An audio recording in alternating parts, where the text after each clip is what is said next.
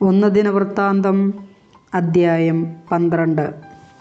ദാവീദിൻ്റെ അനുയായികൾ കിഷിൻ്റെ മകൻ സാവൂൾ നിമിത്തം സിഗ്ലാഗിൽ ഒളിച്ചു പാർക്കുമ്പോൾ ദാവീദിൻ്റെ പക്ഷം ചേർന്ന് യുദ്ധത്തിൽ അവനെ സഹായിച്ച യോദ്ധാക്കളാണ് താഴെ പറയുന്നവർ. ഇരു കൈകൊണ്ടും കല്ലെറിയാനും അമ്പെയ്യാനും സമർത്ഥരായ ഈ വില്ലാളികൾ ബെഞ്ചമിൻ ഗോത്രജരും സാവൂളിൻ്റെ ചാർച്ചക്കാരുമായിരുന്നു. അഹിയേസർ ആയിരുന്നു നേതാവ്, രണ്ടാമൻ യോവാഷ്. ഇവർ ഗിബെയാക്കാരനായ ഷേമായുടെ പുത്രന്മാരാണ്. അവരുടെ കൂടെ അസ്മാവേത്തിൻ്റെ പുത്രന്മാരായ യസിയേലും പെലേത്തും ബറഖാം അനാത്തോത്തിലെ യേഹൂം. 30 പേരിൽ ധീരനും അവരുടെ നായകനുമായ ഗിബെയോൻകാരൻ ഇഷ്മായ, ജെറേമിയ, യഹസിയേൽ, യോഹനാൻ, ഗദാറാക്കാരൻ യോസാബാദ്, എലൂസായ്, യെറീമോത്ത്, ബയാലിയാം, ഷെമാറിയാം, ഹരൂഫനായാം, ഷഫാത്തിയാം, കൊറാഹ്യരായാം, യെൽഖാനാം, ഇഷിയാം, അസറേൽ, യോവേസർ, യശോബയാം, ഗാദോറിലെ ജെറോഹാമിൻ്റെ പുത്രന്മാരായ യോവേലാം, സെബാദിയാം. ദാവീദ് മരുഭൂമിയിലെ കോട്ടയിൽ ഒളിച്ചു താമസിക്കുമ്പോൾ ഗാദ് വംശജരും ശക്തനും പരിചയസമ്പന്നനും പരിചയും കുന്തവും ഉപയോഗിച്ച് യുദ്ധം ചെയ്യുന്നതിൽ സമർത്ഥരും ആയ യോദ്ധാക്കൾ അവൻ്റെ പക്ഷം ചേർന്നു.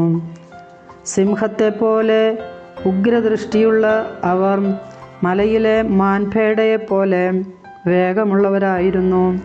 അവർ സ്ഥാനക്രമത്തിൽ യേസർ, ഒബാദിയാം, എലിയാബ്, മിഷ്മാനാം, ജെറേമിയാം, അത്തായ്, എലിയേൽ, യോഹനാൻ, എൽസാബാദ്, ജെറമിയാം, മക്ബന്നായി, ഗാദ് ഗോത്രജരായ ഇവർ സേനാനായകന്മാരായിരുന്നു.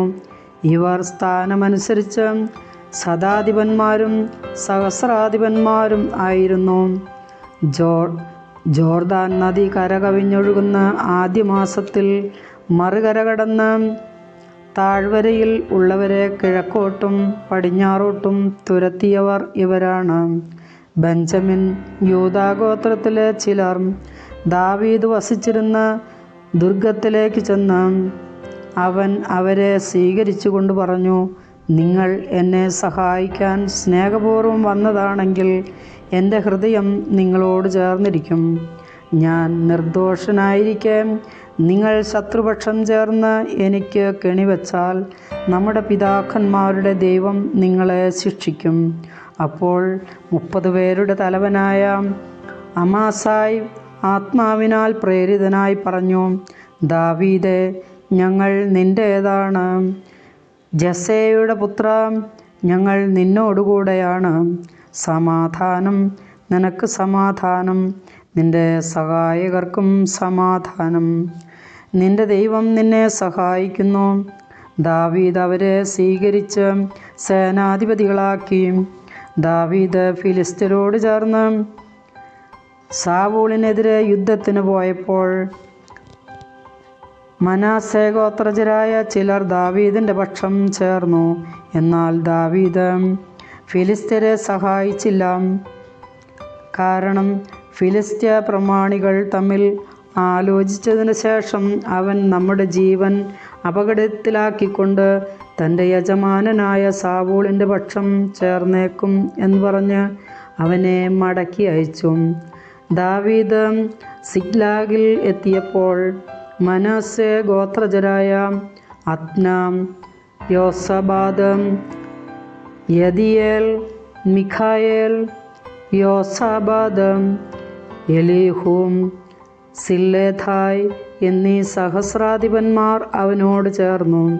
വീരപരാക്രമികളും സേനാനായകന്മാരുമായ അവർ കവർച്ചക്കാർക്കെതിരെ ദാവീദിനെ സഹായിച്ചു. ദാവീദിനെ സഹായിക്കാൻ ദിനംപ്രതി ആളുകൾ വന്നുകൊണ്ടിരുന്നു.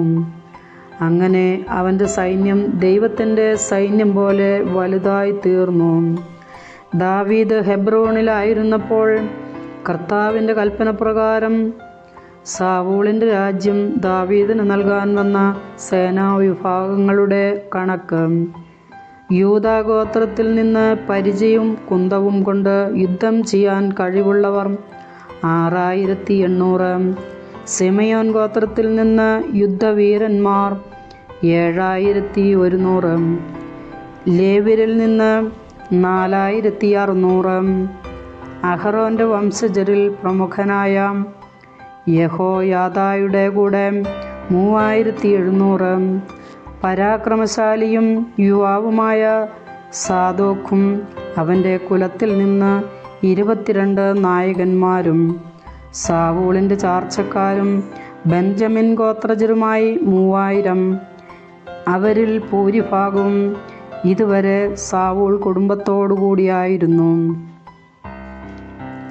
എഫ്രൈം ഗോത്രജരിൽ നിന്ന് പരാക്രമികളും തങ്ങളുടെ പിതൃഭവനങ്ങളിൽ പ്രഖ്യാതരുമായ 20800. മനാസേയുടെ അർദ്ധഗോത്രത്തിൽ നിന്ന് ദാവീദിനെ രാജാവായി വാഴിക്കാൻ നിയുക്തരായവർ 18000. ഇസ്സാക്കാർ ഗോത്രത്തിൽ നിന്ന് ജ്ഞാനികളും കാലാനുസൃതമായി ഇസ്രായേൽ എന്ത് ചെയ്യണമെന്ന് അറിയുന്നവരും ആയ 200 നായകന്മാരും അവരുടെ കീഴിലുള്ള ചാർച്ചക്കാരും. സെബൂലോൺ ഗോത്രത്തിൽ നിന്ന് ആയുധധാരികളും ഏകാഗ്രതയോടെ ദാവീദിനെ സഹായിക്കാൻ സന്നദ്ധരും യുദ്ധപരിചയമുള്ളവരുമായി 50000. നഫ്താലി ഗോത്രത്തിൽ നിന്ന് 1000 നേതാക്കന്മാരും അവരോടുകൂടെ കുന്തവും പരിചയും ധരിച്ച് 37000 പേരും. ദാൻ ഗോത്രത്തിൽ നിന്ന് യുദ്ധസന്നദ്ധരായ 28600 പേർ. ആഷേർ ഗോത്രത്തിൽ നിന്ന് പരിചയസമ്പന്നരും യുദ്ധസന്നദ്ധരുമായി 40000. ജോർദാൻ്റെ മറുകരയിൽ നിന്ന് റൂബാൻ, ഗാദ് ഗോത്രജരും മനാസേയുടെ അർദ്ധഗോത്രത്തിൽ നിന്നുള്ളവരുമായി ആയുധധാരികളായി 120,000. യുദ്ധസന്നദ്ധരായ ഈ യോദ്ധാക്കൾ ദാവീദിനെ ഇസ്രായേൽ മുഴുവൻ്റെയും രാജാവാക്കണമെന്ന് ദൃഢനിശ്ചയത്തോടെ ഹെബ്രോണിലേക്ക് വന്നു. ഇസ്രായേലിൽ അവശേഷിച്ചിരുന്നവരും ദാവീദിനെ രാജാവാക്കുന്നതിൽ ഏകാഭിപ്രായക്കാരായിരുന്നു.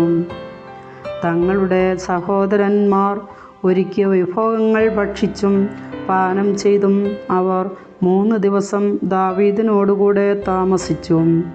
സമീപസ്ഥരും ഇസ്സാക്കാർ, സെബൂലൂൺ, നഫ്താലി എന്നീ ദൂരദേശത്ത് വസിക്കുന്നവരും കഴുത, ഒട്ടകം, കോവർക്കഴുത, കാള ഇവയുടെ പുറത്ത് ധാരാളം ഭക്ഷണസാധനങ്ങൾ കൊണ്ടുവന്നു. അവർ അത്തിപ്പഴം, ഉണക്കമുന്തിരി, വീഞ്ഞ്, എണ്ണ, കാള, ആട് എന്നിവ കൊണ്ടുവന്നു. ഇസ്രായേലിൽ എങ്ങും ആഹ്ലാദം അലതല്ലി. കർത്താവിൻ്റെ വചനം.